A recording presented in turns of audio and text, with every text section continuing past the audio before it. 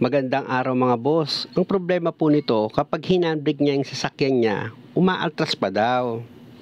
At ang masakit dito, nagko-complain sa akin yung may-ari, galing daw ito sa PMS. At kung makikita nyo, napakataas nga naman talaga ng handbrake niya. Kaya ang una kong gagawin dyan mga boss, itong dalawang gulong sa likuran, aalisin ko. Para ma-check ko yung mga brake lining niya kung okay pa. First time ko mga boss makapagbukas ng preno nito sa likuran ng ganitong klaseng sasakyan.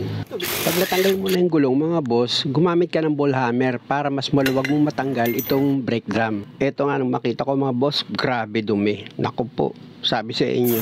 Tignan nyo oh.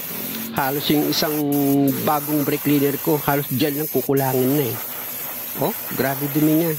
Dati pag ginamit ko yung brake cleaner, pag spray ko, halis kagad yung alikabok Ito mga boss, halatang hindi binuksan. Pina-PMS daw yan ang may-ari. Kahit sabihin mo pa sa susunod na mga araw o ilang linggo, hindi dudumi ng ganyang karumihan. Ang tinakbo lang yan, 11,000 mga boss. Pero sa itsura nito, parang hindi naman ito na PMS. Kaya ako naman ito nasasabi mga boss, hindi para manira, kundi para maging aware kayo sa pagpapagawa nyo ng sasakyan.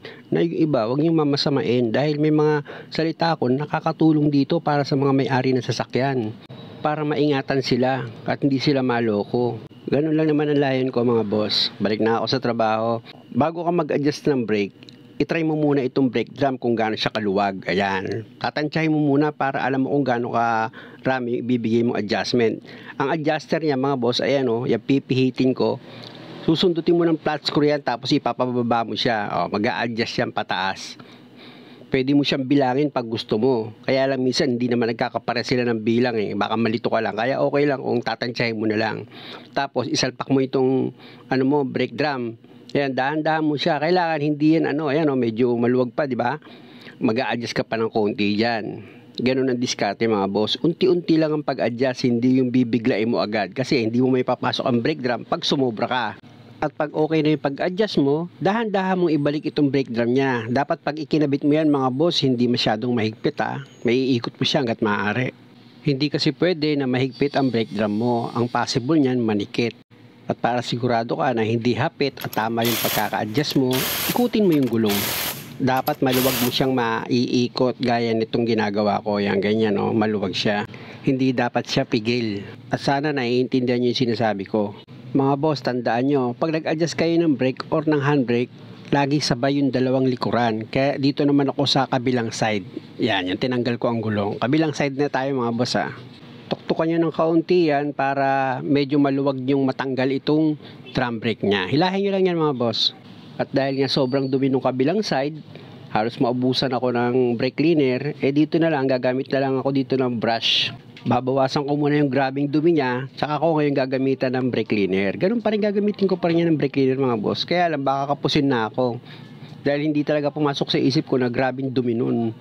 Ngayon gagamit ako dito ng sandpaper, liliyahin ko muna yan para matanggal ko yung itim-itim dito sa ibabaw. Ayun kasi ang nakakapag-produce ng ingay At saka pag makintab yan, may possible pag nag-handbrake ka, dudulas yan. Kaya nililiha ko yan mga boss para matanggal yung makinis sa ibabaw nitong lining. Madali lang naman yan mga boss. After nyo lihahin, birahin nyo na uli ngayon ng brake cleaner. Malaking bagay kasi kahit papano, ma-sprayan mo yan. Para kung sakali mang may malagkit dyan, matanggal yung lagkit niya mga boss. Ayan ay tutulong ng brake cleaner. Kung wala naman kayong brake cleaner, pwede rin yung tubig mga boss, yung may sabon. Yun po ang gagamitin nyo. Pwede rin po yun. Patutuyuin nyo lang. Siguro man nakikita nyo mga boss kung paano ko lang siya i-sprayan. Gayahin nyo lang yung ginagawa ko mga boss pag gusto nyo maglinis ng preno nyo. At dito naman sa brake drum, syempre gamit ka uli dyan ng brush. Tanggalin mo muna yung alikabok niya para siguradong malinis bago mo siya gamitan ng liha. Importante kasing maliha mo yan mga boss. Kasi kahit papano, meron ka dyang hindi nakikita na kumapit na kalawang. Kaya lilihahin mo yan. Makikita mo yan pag spray mo, nakita mo pagbabaksakan yung dumi niya. Pero nalinis ko rin Iba yung brake cleaner tatanggal niya yung mga kumapit pang iba. Kahit sa tubig na may sabon, tapos habang nililiha mo, mapapansin mo rin talaga, tatanggal din yung dumi. At para hindi magmarka mga boss, yung dumi niya, punasan mo rin siya after mo ma-spray yan.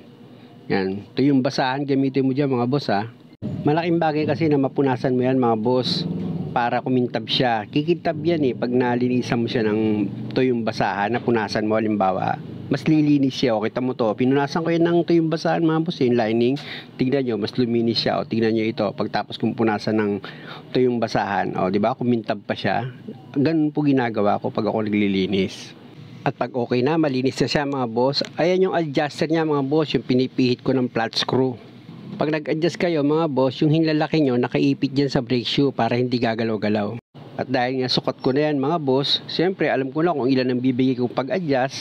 Kaya isang adjust ko lang dyan, okay na yan. Hindi na ako uulit pa. Sana lang mga boss nakakuha kayo ng idea. Maraming salamat sa panonood. Huwag nyo sanang kalimutang mag-subscribe sa channel ko. Salamat po. O tingnan nyo yung handbrake niya. Okay na, di ba? Maiksi na siya. O, di ba? Ganun lang mga boss. Pag gagawa kayo ng sasakyan nyo, konting tiyaga lang. Salamat.